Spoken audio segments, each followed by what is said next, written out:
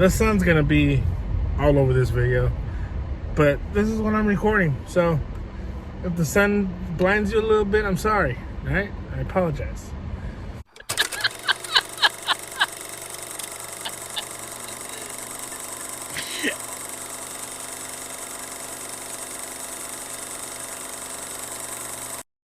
Ryan Reynolds has another movie out on Netflix, and if you're tired of Ryan Reynolds and the shtick that he's been doing for the last several years, I would probably not recommend this film for you. I am not one of those people, though. I'm actually not tired of him. I enjoy Ryan Reynolds, very likable, humor. I don't know, something about him. Just if he's in a movie, I'm probably gonna watch it. I recently watched Amityville Horror, and that movie's terrible, and that was, during his lost years where he was just kind of trying to find himself before Deadpool. But here we are. The Adam Project is a new Ryan Reynolds film directed by Sean Levy, who is the director of Free Guy. So they're reconnecting here. You have Ryan Reynolds, Mark Ruffalo, Jennifer Garner, which, with them two from 13 going on 30. Zoe Saldana's in this. And a new young little actor by the name of Walker Scobell, something like that. I'm probably butchering his name. I tried to memorize it before starting the video because I do not want to look at my phone while driving. Although, whatever. So yeah, we have this new film here on Netflix. This movie was not anywhere near my radar before, a month ago maybe, when Netflix put out that trailer with all those movies that are coming out, and then the whole trailer of Adam Project came out, but it looked interesting. I thought the trailer was awesome when it first came out. It just looked like a very interesting film, something more than just what Ryan Reynolds has been doing lately. It looked fun. It looked maybe like some emotion was going to be in this film. And yeah, first of all, let me get the things that I really, really like about it. I like this movie a lot. I enjoyed it very, very much. Ryan Reynolds is Ryan Reynolds in this, even though there is a different side of him, I think, that he kind of tapped in here that I enjoyed. Kind of very similar to Free Guy. I feel like Free Guy, he was Ryan Reynolds, but there was something else that he tapped into. And in this one, I feel like he did the same thing. Essentially, this movie is about Ryan Reynolds, who's obviously an adult, kind of meets up with his younger self, and this little kid named Walker Scobell. That's the actor's name. He teams up with the older version of himself, and they're trying to save pretty much the future of the world, I guess, in a sense of what's going on. I don't really want to go into the plot too much. Just for you to watch, I guess. But yeah, so it's pretty interesting. Ryan Reynolds from the future lands into his younger self's timeline and in his life, and so now they're kind of working together, Ryan Reynolds and his younger self. And first of all, their chemistry I thought was really, really, really good. I like this kid, man. I thought he did a great job of playing Ryan Reynolds. Right from the first scene, you know who he is. Obviously, the trailer didn't shy away from the fact that he is Ryan Reynolds as a young boy. But right away, he has the quick-witted mouth that gets him in trouble. That kind of a smart aleck type, responsive little kid. And I thought he did an awesome job. Honestly, I think I'm looking forward to see if he continues to get casted in more stuff. I thought he was awesome. I thought the chemistry between him and Ryan Reynolds was awesome.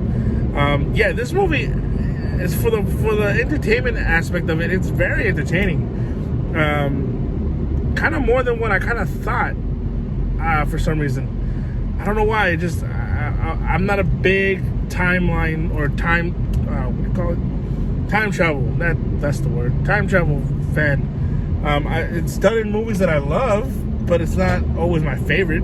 I just hate the rules thing, and oh my gosh, there's always rules and there's always laws of this and that, and they're never consistent with each other. They're always different. They're always changing. So I was kind of whatever with it. But this movie did a pretty cool job of first of all, the emotional aspect. This movie really has a message about, it's a father-son relationship type film, but you can go deeper into that as far as relationships in your life. Do we really appreciate the relationships that we have in our lives right now? Are we honoring them? Are we actually taking time out of our day to water those relationships and making those relationships stronger? Are we doing things wrong? Because I mean, ultimately in this film, Ryan Reynolds, a little boy, or he's not Ryan Reynolds, a little boy who's playing a younger version of him is actually dealing with grief. His father has just passed away, so he's grieving through this as a little boy who just lost his father, and who was actually played by Mark Ruffalo in this film. And so I think that's a cool aspect of that, of a little boy who's grieving through the death of his father meets an older version of himself, the adult version of himself, and kind of seeing, like, are we okay? And I wonder that with, and I've wondered that in my life, like if I could talk to myself in 20 years from now, where am I at in life? Am I okay? Am I doing all right? And I thought they really did that very well in this movie. I felt like this movie was at its best when those quieter moments between them, the Ryan Reynolds and the boy, the mom, Jennifer Garner being the mom. I felt like all those emotional moments of trying to reconcile these relationships and trying to fix the past. I feel like that's when this movie really worked the best. My issue again with the film though is the time travel. I'm just not a big fan of it. There's inconsistencies in this film. Again, I honestly I care not to even really think about it too hard. When I was watching this, I kind of just try to brush it off. And honestly, as fun as the action is, because there is some cool action scenes in this. There's even lightsaber fights. There's some cool things in this. The aspect of space and all these, the villains that are coming in to chase, or coming after our heroes in the film. There's some cool elements, and it's fun. It's entertaining to watch.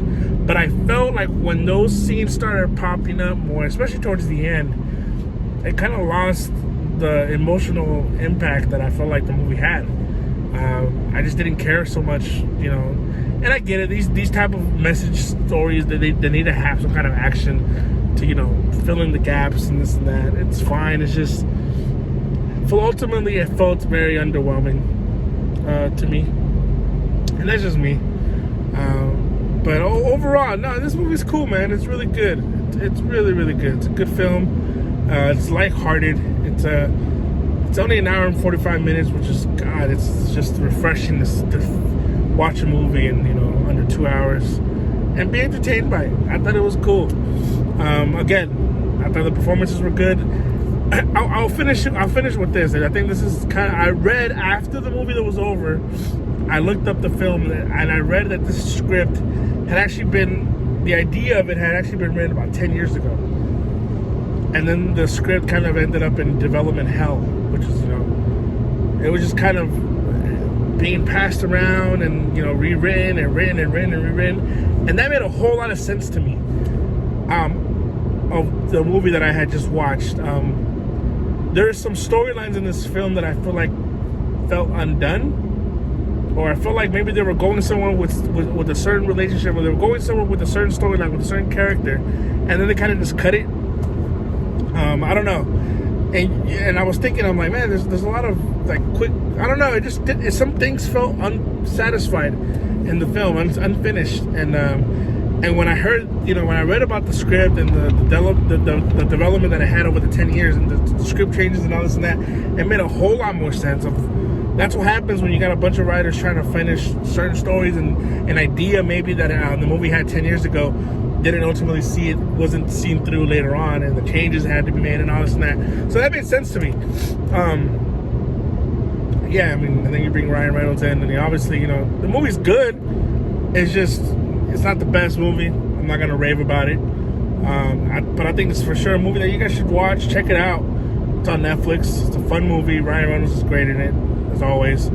I thought everyone else was great. Mark Ruffalo, Jennifer Garner was great. The kid, Walker Scoble, he's great in it. Zoe Saldana is in it for a little bit. She's there.